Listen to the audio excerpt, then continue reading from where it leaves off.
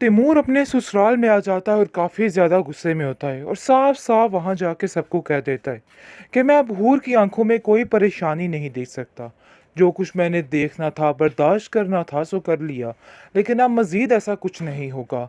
जिसको सुनकर काफ़ी ज़्यादा भड़क उठती है उसकी माँ और कहती है कि देखो बेटा, हम भी यही चाहते हैं, लेकिन अब क्या हो सकता है, क्या कर सकते हैं। मुझे तो खुद को समझ नहीं आ रही कि आखिर मैं हूर की खुशी के लिए क्या करूं। तुम्हारे साथ उसकी शादी करवा दी और चाहा कि तुम लोग खुश रहो, लेकिन फिर भी पता नहीं क्यों हूर को दानी के साथ क्या मसला है। अभी भी उसकी जान छोड़ दे और अपने घर की तरफ ध्यान दे। मैं तो उसको यही समझाती हूँ, लेकिन जी आप देखेंगे कि उसकी माँ को वो तैमूर कहता है कि देखिए वो उसका भाई है, इसलिए वो कभी भी उसको ऐसे नहीं छोड़ सकती। आपको दानी को समझाना होगा कि वो इन चीज़ों से बाज आ जाए, अपनी हरकतों को छोड़ दे और सीधे रास्ते पे आ जाए, वरना मामले उसके लिए काफ़ी ख़राब हो सकते हैं। वो नहीं समझ रहा है कि क्या क्या हो सकता है। हूर उसकी वजह से बहुत ज़्यादा परेशान है। शायद आपको इन सब चीज़ों का अंदाज़ा नहीं है, लेकिन मैं इन सब चीज़ों को बड़े अच्छे तरीके से जान चुका हूँ कि हूर की परेशानी सिर्फ़ और सिर्फ आपके घर की चीज़ें हैं, इसके अलावा और कुछ नहीं। उसकी माँ कहती है कि मैं दानी को समझाने की कोशिश कर रही हूँ, मुझे यकीन है कि वो बहुत जल्द मेरी बात को समझ जाएगा। लेकिन तुम फिक्र मत करो, तुम लोग अपने घर की तरफ ध्यान दो और परेशान होने की कोई भी ज़रूरत नहीं है। सब कुछ ठीक हो जाएगा और इधर मैं सब कुछ संभाल लूँगी। जिस पर तैमूर कहता है कि अगर आपको संभालना होता तो काफ़ी देर पहले आप संभाल लेती। आप कुछ भी सही नहीं कर सकती, ये बात तो आपको समझनी होगी और माननी होगी, क्योंकि मुझे पता है कि आप जो कुछ कर रही हैं बिल्कुल बेवकूफ़ी कर रही हैं। देखिए, ये सारा बातें करने से कोई फ़ायदा नहीं है। हूर जो है वो अपनी ज़िंदगी में काफ़ी खुश है, लेकिन सिर्फ और सिर्फ अपने भाई को लेके दुखी हो जाती है। लेकिन हूर की सास उसको समझाती है कि तुम्हें परेशान होने की कोई ज़रूरत नहीं, ये तुम्हारे हंसने खेलने के दिन हैं और इन चीज़ों में इन सब चीज़ों को बर्बाद मत करो। मैं नहीं चाहती हूँ कि तुम्हारी कोई भी बर्बादी तुम्हारे आड़े आ जाए। मैं चाहती हूँ कि तुम अपने घर में हमेशा हमेशा के लिए खुश रहो।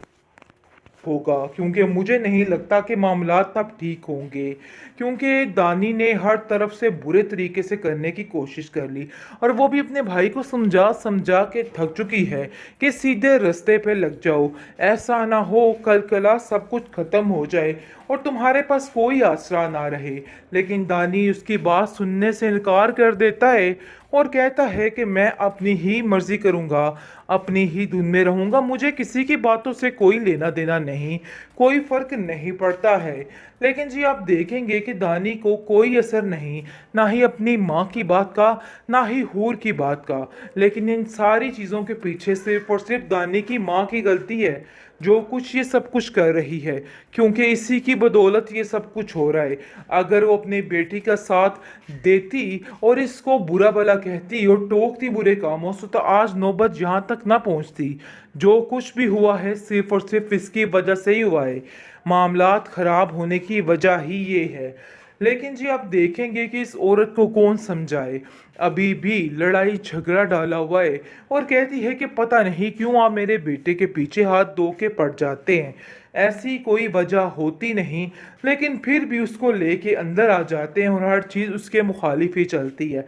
आखिर ये मामला कब तक चलेगा, मुझे तो कुछ समझ नहीं आ रही कि ये सब कुछ क्या हो रहा है और क्या होने वाला है। लेकिन जी आप देखेंगे कि इस दफ़ा बाप उसका ऐसा उसको सेट करेगा कि ये याद रखेगा, क्योंकि दानी बहुत उछलने की कोशिश करता है और कहता है कि मेरे साथ इस तरह के मामलात मत कीजिएगा। लेकिन इस दफ़ा उसको अच्छे तरीके से समझ आने वाली है कि उसको क्या करना है और क्या नहीं करना है। दानी का बाप फिर से एक दफ़ा चिल्ला उठा है और कहता है कि क्या हाल कर दिया इस इंसान का। दानी ने अपनी ज़िंदगी को कितने बुरे तरीके से तबाह कर लिया है। काश कि इसको अकल आ जाती और ये कुछ सोच लेता, लेकिन मुझे नहीं लगता है कि इसमें कोई भी सुधार आएगा, क्योंकि इसने कसम खा रखी है हमारी ज़िंदगी को तबाह बर्बाद करने की। मुझे समझ नहीं आ रही कि आखिर इसका क्या बनेगा, क्योंकि जैसे ही हूर को पता चलता है कि दानी ने फिर से वही गुल खिलाने शुरू कर दिए हैं, जिसकी वजह से वो काफ़ी परेशान हो जाता है और कहता है कि मुझे समझ नहीं आती। हूर कहती है कि आखिर कौन सा दिन होगा जब ये इंसान ठीक होगा, लेकिन उसकी माँ अभी भी उसकी सारी बातों पे पर्दा डालने की कोशिश कर रही है और कहती है कि उसने ऐसा कुछ भी नहीं किया। पता नहीं क्यों तुम्हारा बाप उसके पीछे हाथ धो के बढ़ जाता है। उस बेचारे का कोई कसूर नहीं। इस पर हूर साफ साफ कह देती है कि आप क्यों बिला वजह उसकी बातों को ठीक कहती हैं। आपको ये बात माननी होगी कि वो गलत है और इन चीज़ों को माने बगैर कुछ भी नहीं होगा।